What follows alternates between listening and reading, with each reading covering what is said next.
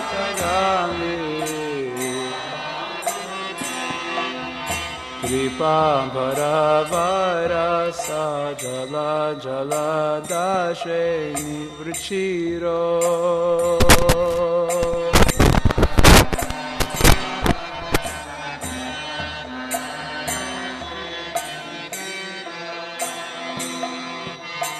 Rama Vani Rama Spura Amala Punkeru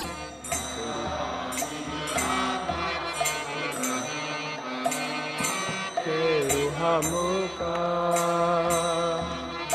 Surendra Radya Shruti Ganashika Gita Charito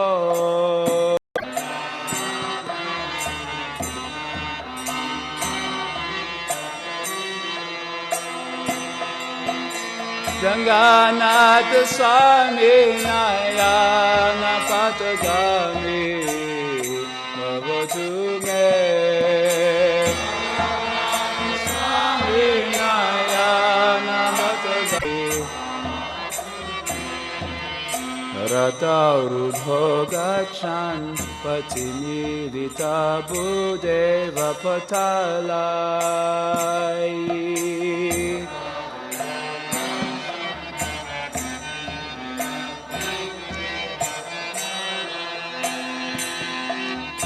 Suti pradhurbhavam pratipadam uparkarnya sada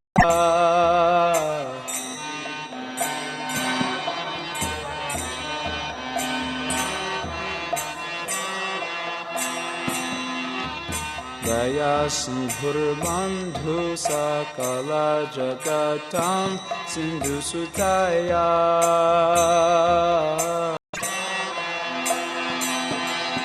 Jagannath Swami Nayana Patagami Bhavatu Me Nath Swami Nayana Patagami Param Brahma Pidaku Valayadu Lopulanayano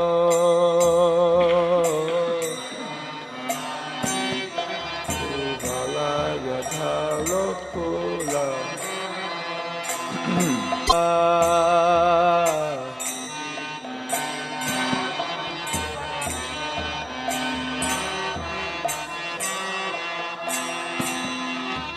Daya sindhurbandhu sakala jagatam sindhu sutaya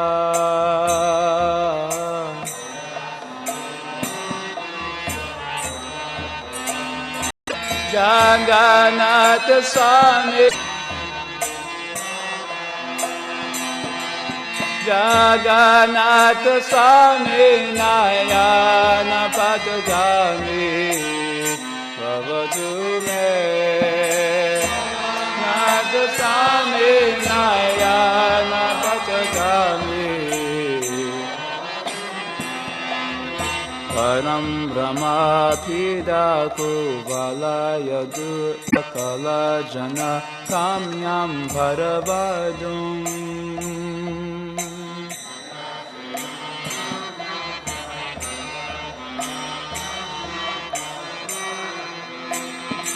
Ada Kale Kale Pramata Patina Gita Charito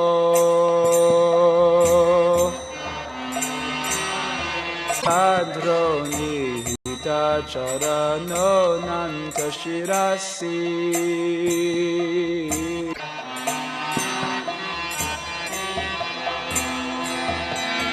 Jagannath Swami Nayana Patagami Bhavatu Me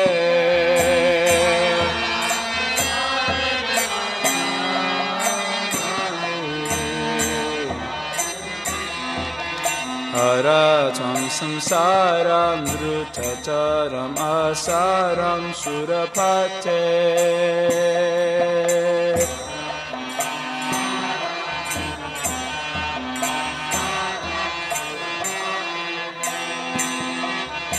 haratam papanam vitataram yadavapate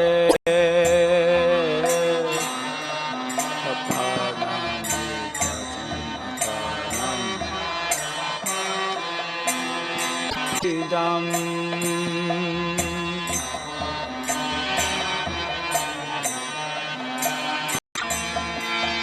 Janganata Sami Nayana Vatagami Bhavatu Me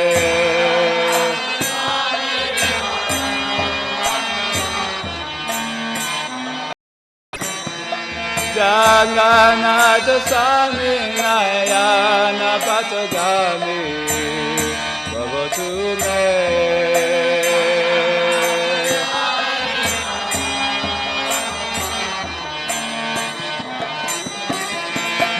Janganata Swami Nayana Bhatagami Bhavatu Me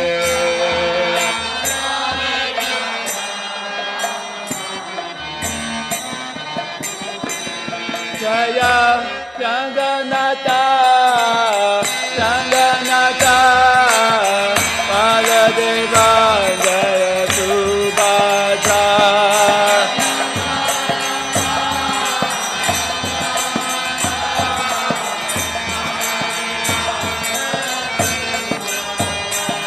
Jaya Jagannatha, Jagannatha, Baladeva Jaya Subha. In his left hand, Lord Jagannath holds a flute. On his head, he wears the feathers of peacocks.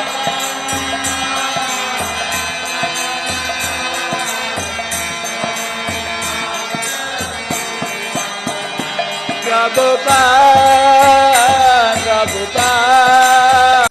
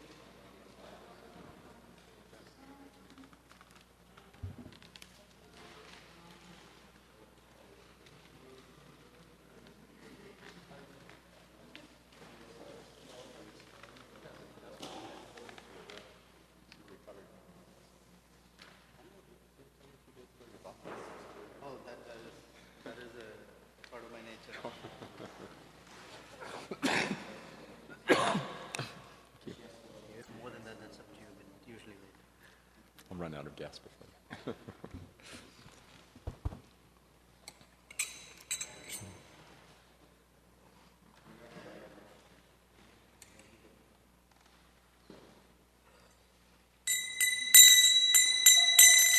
Jaya Radha Madhava Kunja Bihari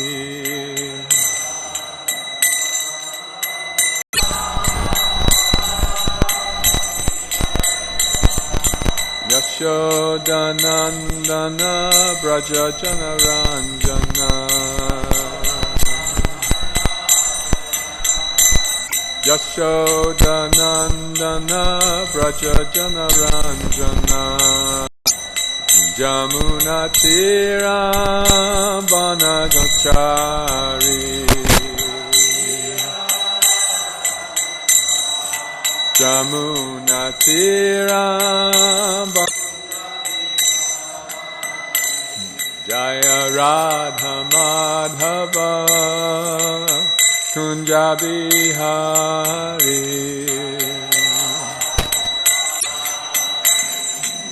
Gopi Janabalabha Girivaridhari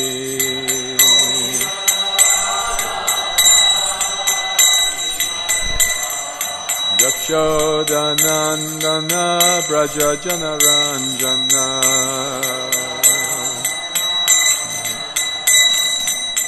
Yashodanandana Braja Janaranjana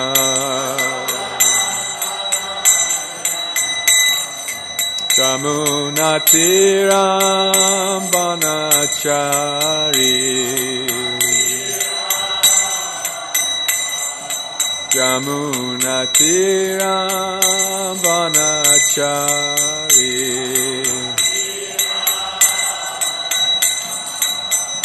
Jaya Radha Madhava Kunja Bihari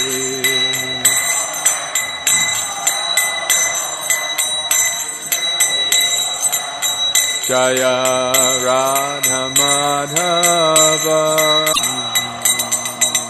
Ranjana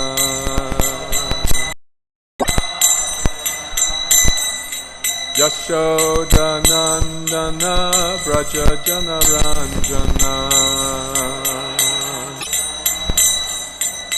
Jamunatiram Banachari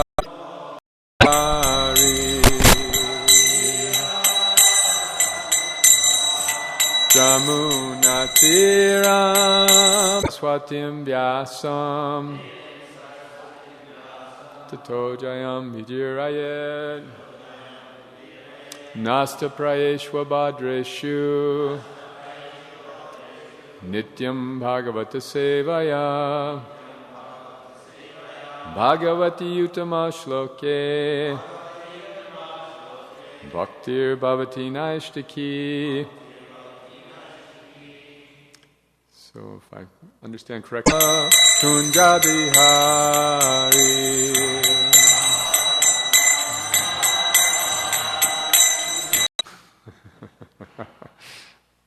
It is a rather long Sanskrit prose verse, so we will dispense with that. Yes? And we'll just go right to the translation. So, reading about Jada Bharat. His father has died. His 9 stepbrothers consider him brainless, complete education. So although they were learned in the Vedas, they were learned in the Vedas which encourage fruitive activities, they were not spiritually enlightened in devotional service. They could not understand the position of their brother Jada Bharat. So here is today's verse. Degraded men are actually no better than animals. The only difference is that animals have 4 legs, and such men have only 2. Like a madman who was deaf, blind, or dull. He did not protest or try to convince them that he was not so. If others wanted him to do something, he acted according to their desires.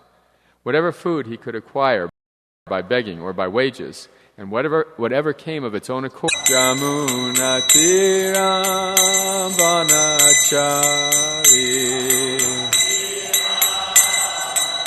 Because he was already liberated from the bodily conception, which induces one to accept palatable or unpalatable food.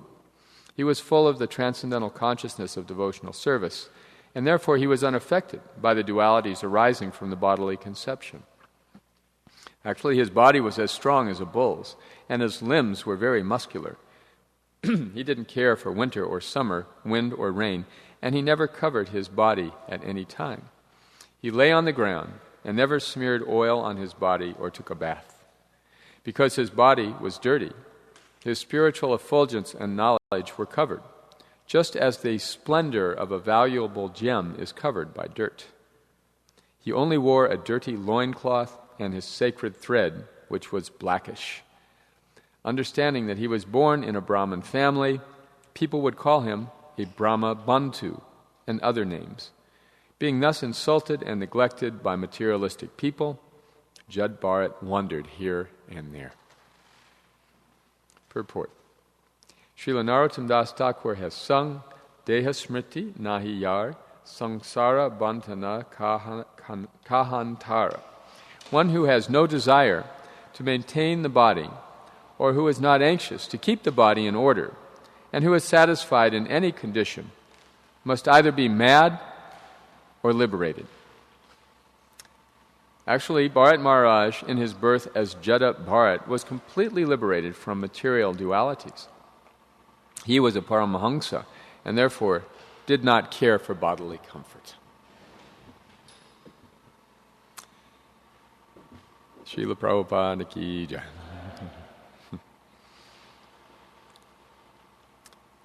This verse and purport are all about perceptions. So that is a very important subject for us in spiritual life, particularly how we perceive ourselves and how others perceive us. So in the case of Jada Bharata, Narayanam namaskritya Naram chaiva narottamam Devim Saraswatim Vyasam, attached, content to be mistreated. Nasta prayeshva bhadreshu. Generally, if somebody mistreats, misunderstands, or neglects us, we become insulted. Our temperature rises, our breathing gets shallow, our heart starts beating rapidly, and our arms fold across our chest because we don't like that.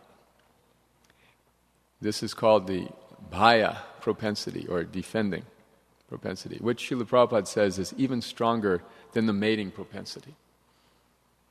So in the case, and correctly, we're reading from verses 9 and 10 of the 9th chapter, 5th canto. That sound about right? Why don't we have this on the board? It is a rather long Sanskrit prose verse, so we will dispense with that. I have this, and we'll just go right to the translation. Yeah. So, reading about Jada Bharat, his father has died. His 9 stepbrothers consider him brainless, and they abandon their father's attempt to give. And thinking of ourselves something we are not, we make mistakes, right? And making mistakes, we then cheat, presenting ourselves as perfect. So the whole problem begins with our tendencies. Or they were learned in the Vedas, which encourage fruitive activities. They were not spiritually enlightened in devotional service. They could not understand the position of their brother Jada Bharat. So here is today's verse. Degraded men are actually no better than made horrible offenses. Right? And yet they considered themselves much better than he.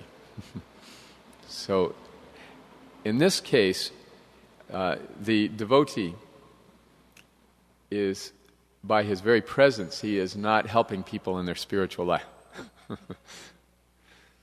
Although later he does. But in general, people are simply making offenses. Just like Chaitanya Mahaprabhu accepted sannyas because his students were disrespecting him. And this was horribly detrimental for their spiritual life. So because the sannyas ashram is automatically respected as the Supreme Personality of Godhead, he accepted it, so that people at least would treat him with respect and therefore be benefited. But Jada Bharat is quite the opposite. In a sense, he could say he's not at all a small quantity, palatable, stale, or tasteless, he would accept and eat. He never ate anything for sense gratification because he was already liberated from the bodily conception, which induces one to accept palatable or unpalatable food. Very nicely dressed man with long, slicked back hair, golden spittoon, potted plants, servants fanning him. And he thought, who is this materialist? What is he? Who is telling me this is a great devotee? This was his perception. But then some devotional service, and therefore he was unaffected by the dualities arising from the bodily conception. Actually, his body was as strong as a bull's, and his limbs were very muscular. He didn't care for winter or summer, wind or rain, and he never covered his body at any time. He lay on the ground and never smeared oil on his body or took a bath. Because his body was dirty, his spiritual effulgence and knowledge were covered, just as the splendor of a valuable gem is covered by dirt. He only wore a dirty loincloth and his sacred thread.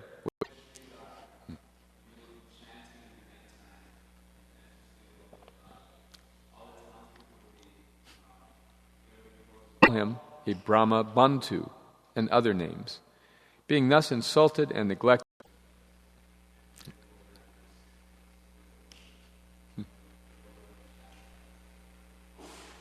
Very good example. Yes, who would you?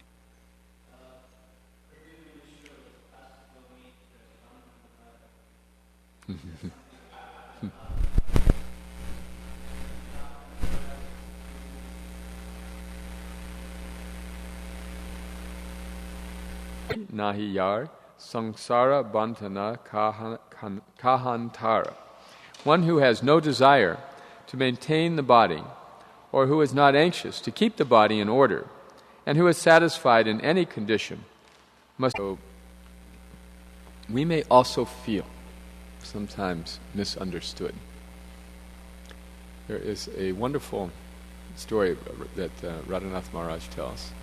He was on the banks of the Jamuna, it was pre-Prabhupada days. He was meeting regularly with an older gentleman, sadhu, who would come and sit with him. And after some days of talking and spending hours together discussing, he's a very eloquent speaker in English. They would talk about Vrindavan, talk about the mood of the Dham. And after several days, this gentleman said to him, I have a gift for you. I'm going to give you the essence of the Dham, the essence of Krishna consciousness. And so he reached in his beaten old bag and pulled out a yellowed sheet of paper folded up. And he gave it to this young man. He started, when he unfolded, he looked, he was gone. So he unfolded the paper. What do you think was on it?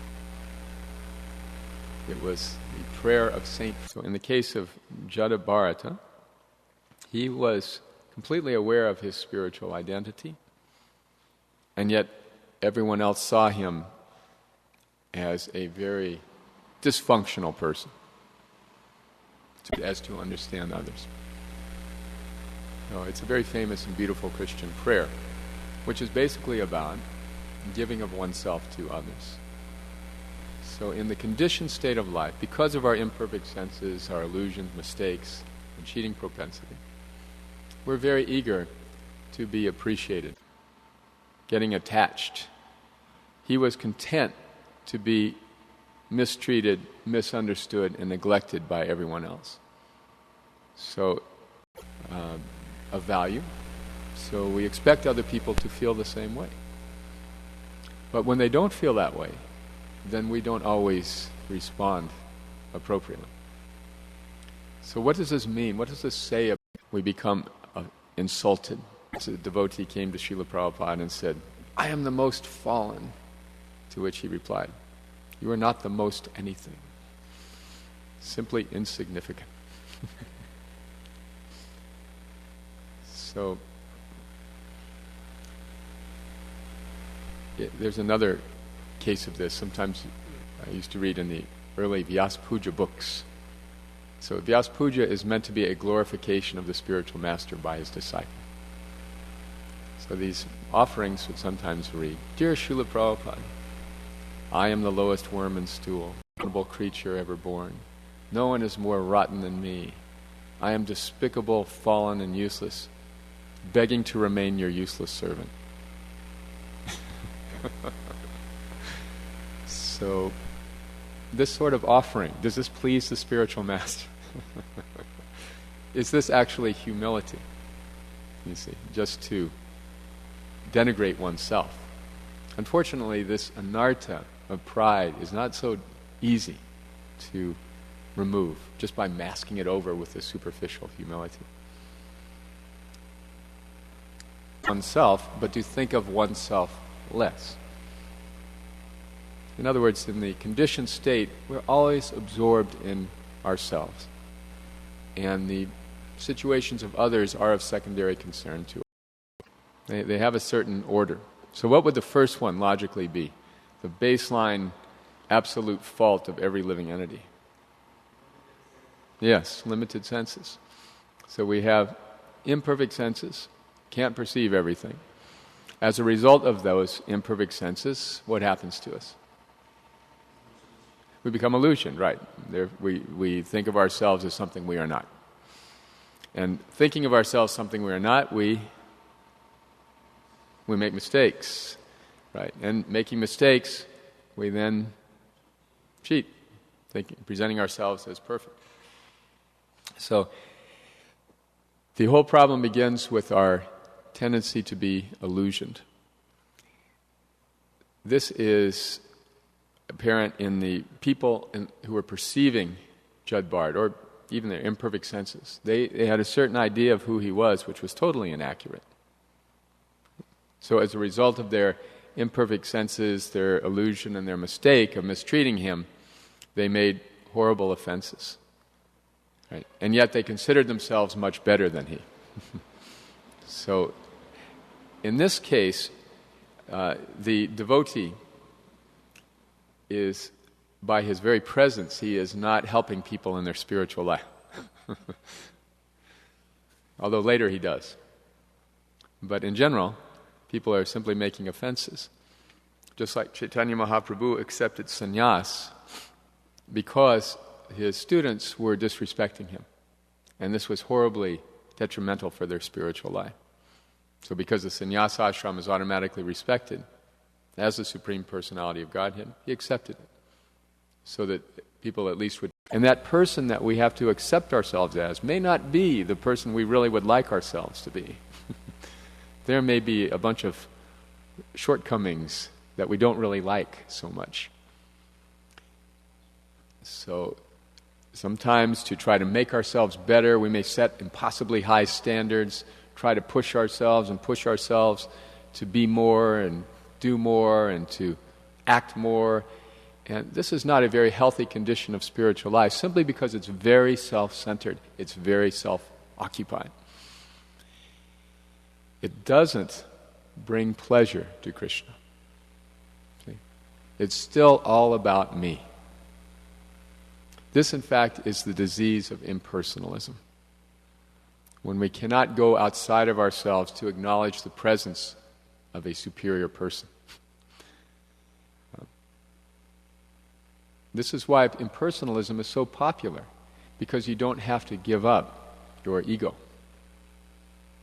To realize that you are God is the ultimate ego trip.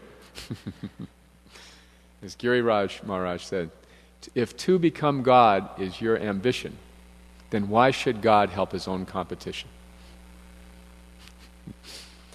There's no relationship there. So this is why, maybe some of you have experienced this. I have experienced in my life meeting impersonalists, committed impersonalists. And they have one thing in common. They always have this date and time where they became one with everything. It was June 14th. I was on top of a mountain.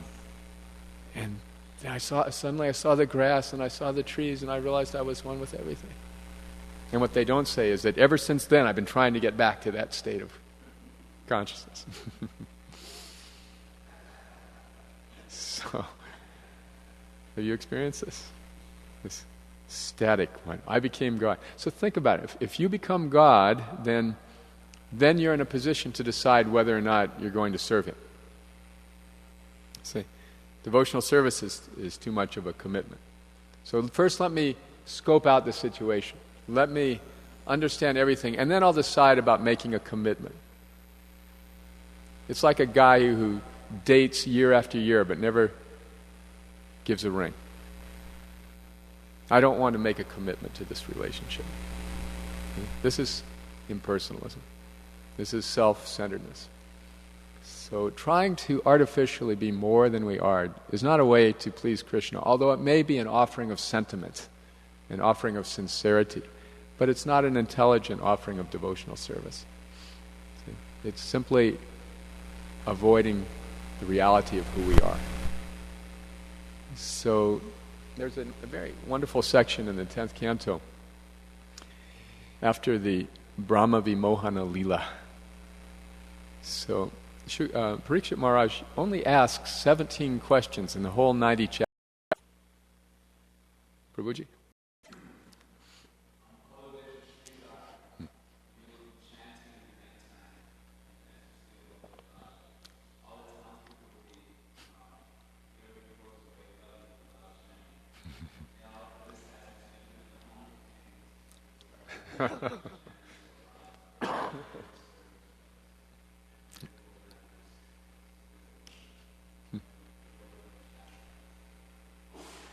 Very good example. Yes, Prabhuji. Then Parikshit Maharaj had another question. You remember this question?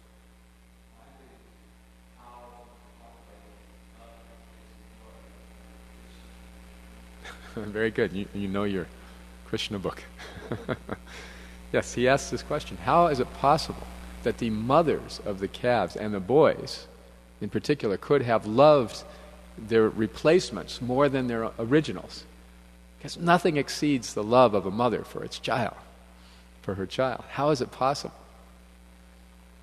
So Sukadeva Goswami explains there that the living entity loves his or her children because they are expansions of himself or herself. See? They are extensions. We may also feel sometimes misunderstood. There is a wonderful story that Radhanath Maharaj tells. He was on the banks of the Jamuna, his pre-Prabhupada days. He was meeting regularly with an older for us, because his love for us is unconditional. Samoham sarva bhuteshu name dveshtasti na priya. He says, I'm equal to everyone. I'm not partial to anyone. And he talked about the mood of the Dham. And after several days, this gentleman said to him, I have a gift for you. I'm going to give you the essence. If it were a court, the lawyer would object. Your Honor, the witness has contradicted himself. So, who can explain how is it possible that Krishna is equal to everyone yet partial to his devotees? Yes, Prabhu?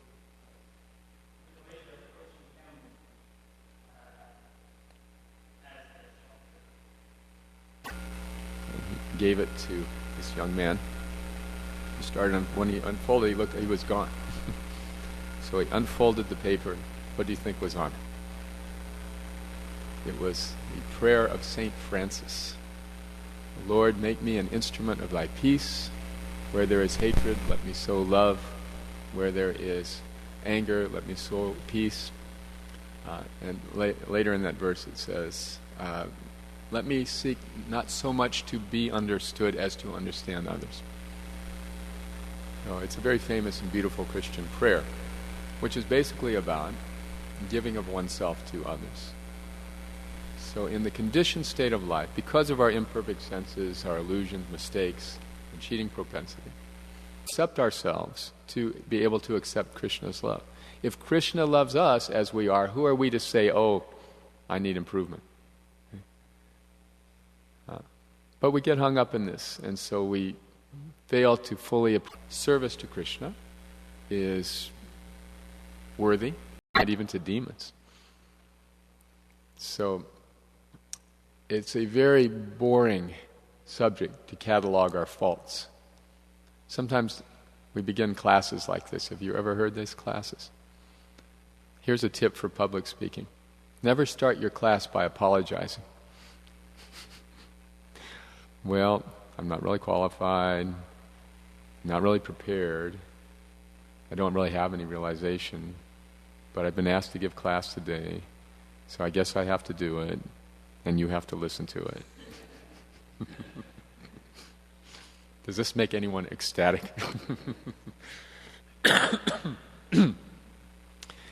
So, in the same way, if we are preoccupied with our own disqualifications, that isn't really something that pleases Krishna.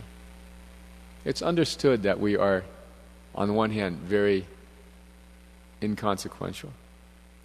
There are many lessons on this point from the story of Jud Bharat. He did not want to make another mistake, in spite of his exalted position in his previous life. So he was totally focused. Right? But it is a very, very rare thing to get a human body. In the early Vyasa Puja books. So Vyasa Puja is meant to be a glorification of the spiritual master by his disciple. So these offerings would sometimes read, "Dear Srila Prabhupada, I am the lowest worm in stool. I am the most abominable creature ever born. No one is more rotten than me. I am despicable, fallen, and useless, begging to remain your useless servant." So, this sort of offering, does this please the spiritual master? Is this actually humility? You see, just to denigrate oneself. Unfortunately, this anartha of pride is not so easy to remove just by masking it over with a superficial humility. There's a very nice definition of humility. It does not mean to think less of oneself, but to think of oneself less. In other words, in the conditioned state, we're always absorbed in ourselves. And the situations of others are of secondary concern to us. In spiritual life, when we advance, then the concerns of others become more important than our own concerns. What is this called in Sanskrit? Paradukkha dukhi. Paradukkha dukhi. The problems of others become my problems. So to have that frame of mind, we have to obviously be less concerned about our own selves and our own problems. Generally speaking, if I have a hangnail and you have pancreatic cancer, I may say, "I'm sorry, but I'm more concerned about my hangnail." This is the sad truth of our conditioned state. But as we progress in spiritual life, more and more we become cognizant of others' sufferings. And our own problems become diminished. Not because we are negligent of them, but because we are accepting of them. See? To accept oneself, in other words, as one really is, not as one would like oneself to be. This is the beginning of self-realization. We would like to be sometimes more advanced than we are. There's a very nice story, Satsrup Maharaj, in his very early days of Krishna consciousness, or cannot preach. So in Srila Prabhupada's life, at the very end of his life, we saw this manifest. He was receiving guests and saying, "Please excuse my offenses." He was questioned to Srila Prabhupada. What kind of person would Krishna like us to be? Has anyone heard this story? Do you know how Prabhupada responded? He responded by saying, "You are very sincere." And that was it. The destination. It's like if you're driving on the freeway and you see a mileage sign. Detroit, 100 miles. Well, you're not in Detroit, but you know you're on the road to Detroit. So similarly, this is an indicator, or a signpost of our spiritual advancement. How much we take a genuine interest in willing to change. In a bad relationship, there's usually two people accusing each other of being at fault and wanting the other one to change and correct everything. And we resist it. No, it's your fault. You have to change, not me. But here's this young devotee saying, "I'm willing to change any way that Krishna wants."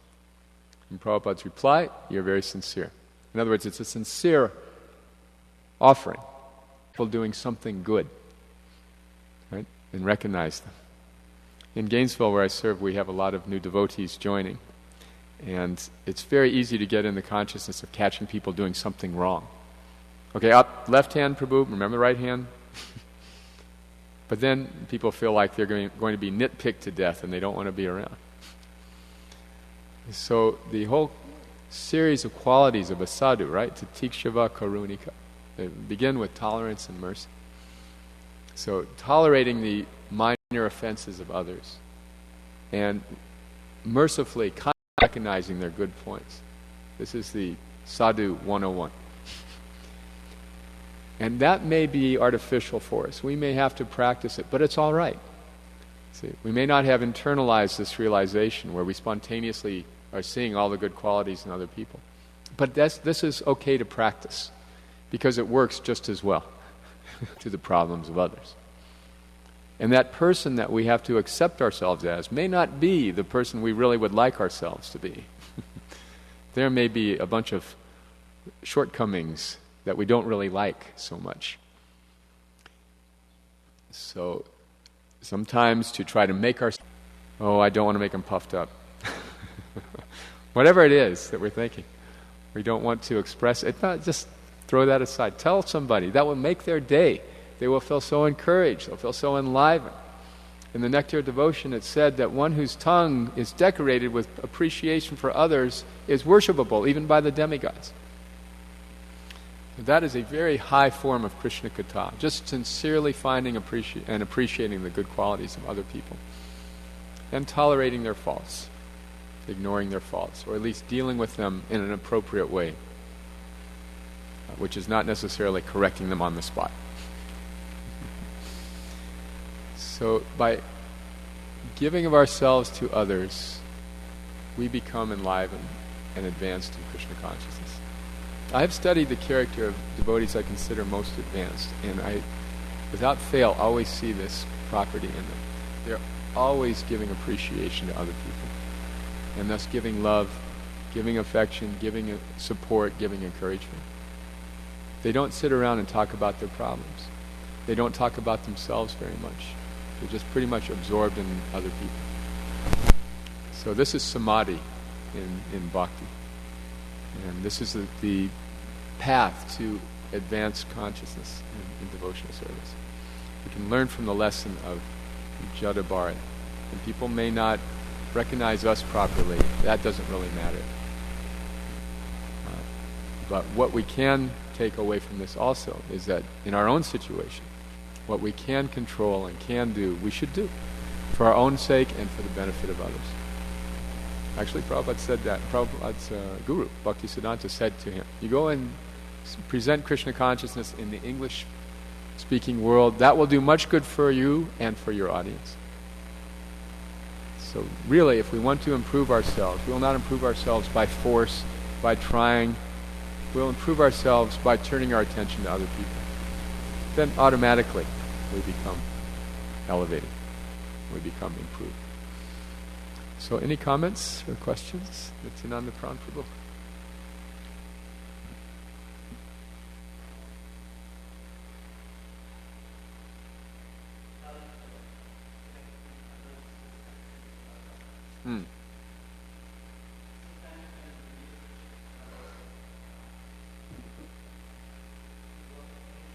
Mm-hmm. Yes.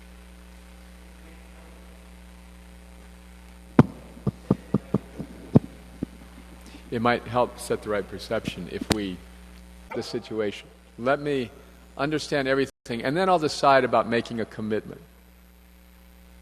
It's like a guy who dates year after year but never gives a ring.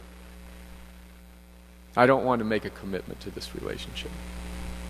This is impersonalism. This is self-centered, right?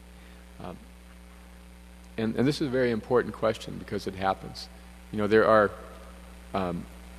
self-centeredness. So trying to artificially be more than we are is not a way to please Krishna, although it may be an offering of sentiment. Broadcasting it out is so-called sannyasi. So how did Lord Chaitanya respond to that? The devotees were aghast, upset, so they went and said, Lord Chaitanya, listen to what he's saying. And then when he heard this, Lord Chaitanya cut his eating in half again. So he showed by that example that trying to correct that perception may not necessarily be the best strategy. So what are some practical strategies? Okay, in the lila. So It's a very good question, it is. At least we should understand that the highest philosophical platform is not to defend. I remember Bhakti Tirtha Maharaj was amazing like this. I was in some discussion with him, and this other devotee was criticizing him very heavily, and to the perception of most people, very unfairly. And he responded by saying, I accept your criticism, and I will, from this point on, before I do things, I will consult with you. And it was so disarming that it kind of ended the conflict. But the practical strategies for that. First of all, there's ways to respond. Okay? So if we respond from a platform of defensiveness, that will create more antagonism. So if you criticize me and I say you're wrong, then it just becomes ratcheted up. And this question made Shukadeva Goswami very happy. He became ecstatic, actually. And then he recounted the whole Brahma Vimohana Leela. So after that explanation, how Lord Brahma stole the boys and calves, and how Krishna replaced them with his own Vishnu expansions, and how Brahma saw the whole thing and was humbled, then Parikshit Maharaj had another question. Do you remember this question?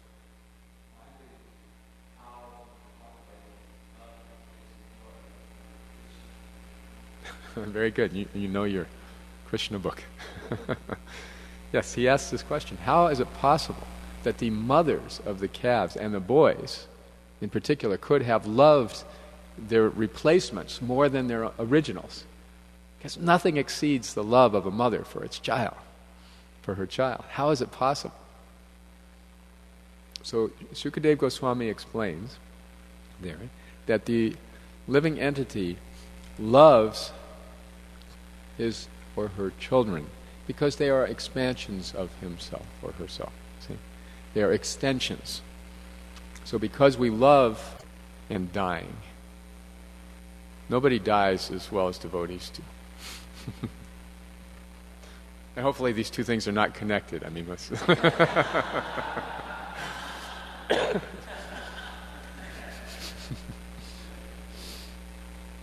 but we're really getting good at dispute resolution.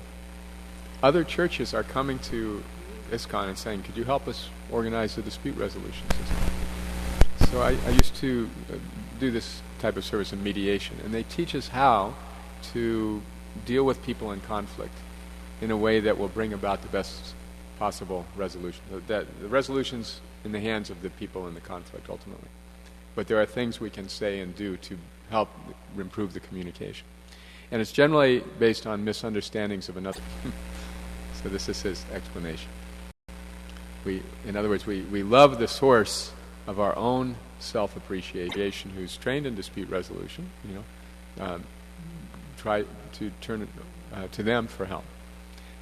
In the advanced dispute resolution, there's what's called an ombudsman, right? So do we have an ombuds here in Chicago? Somebody's getting trained, very good. So this ombuds is somebody who hears complaints. This allows a person who has a complaint about someone to go not to the person directly, but to a neutral party. And then that ombuds is trained how to give you your options. Okay, you have this complaint, you could do this, you could do this, you could do this. If there's a disagreement or a perceived, not partial to anyone, and yet one who renders service in love to me is a friend, and I'm a friend to him. Confront them. The only thing that's worse than that is to tell everybody else in the temple. So it's good to go in confidence to somebody you can trust. And this word confidence is very important, right? Isn't this mentioned by Rupa Goswami as one of the 6 loving exchanges amongst devotees? Guya Makyati Prichchati, to reveal one's mind in confidence. So it's very important for devotees to learn the meaning of this word. How many times have we heard somebody say, Prabhu, you can't be equal to everyone, yet partial to his devotees. Yes, Prabhu?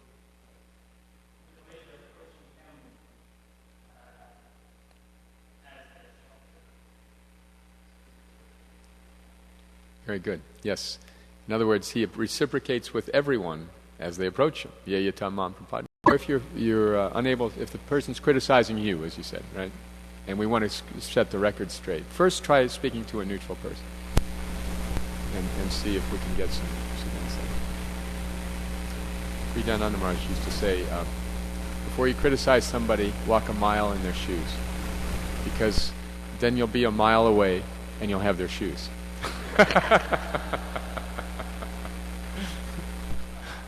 Yes, Prabhu.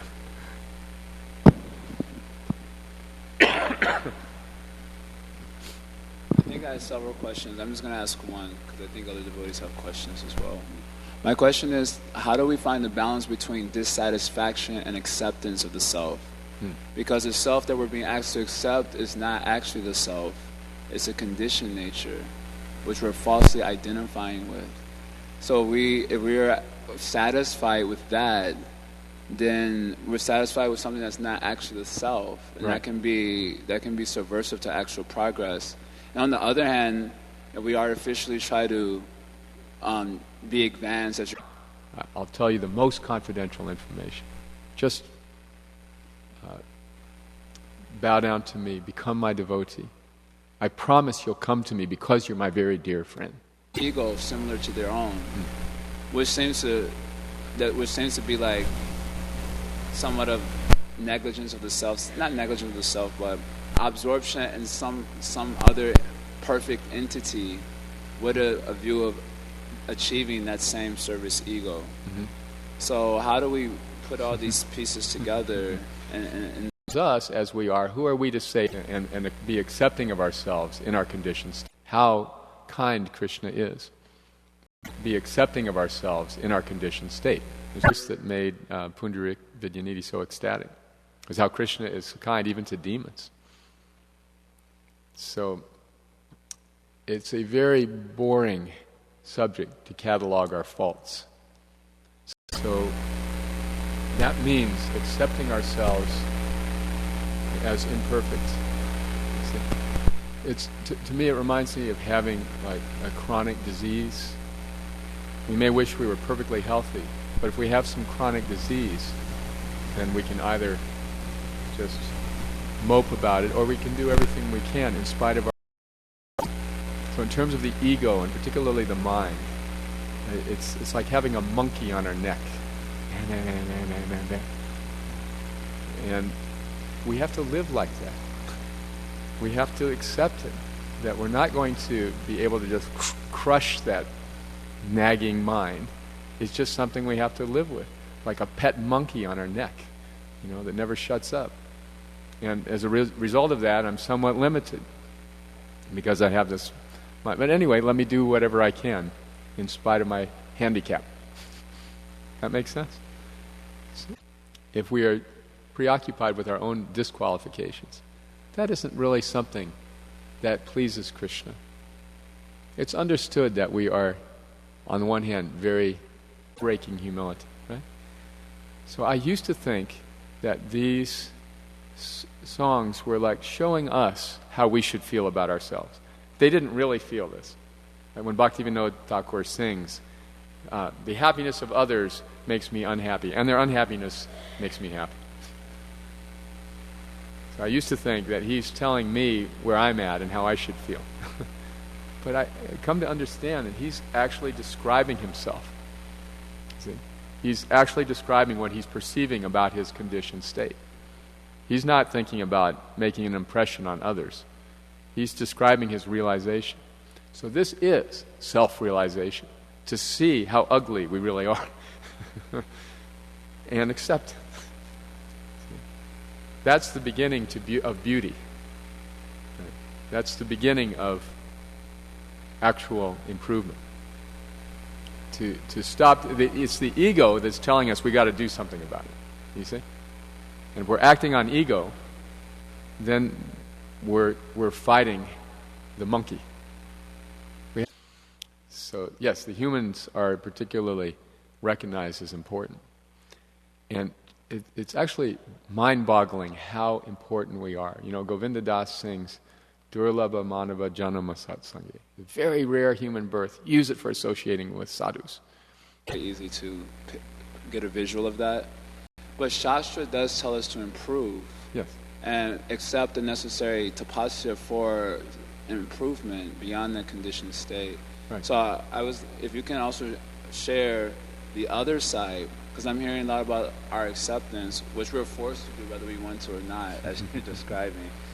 But then, what about the other side of the actual frustration and dissatisfaction with the plight, with my particular trying to take the necessary progress? Another birth.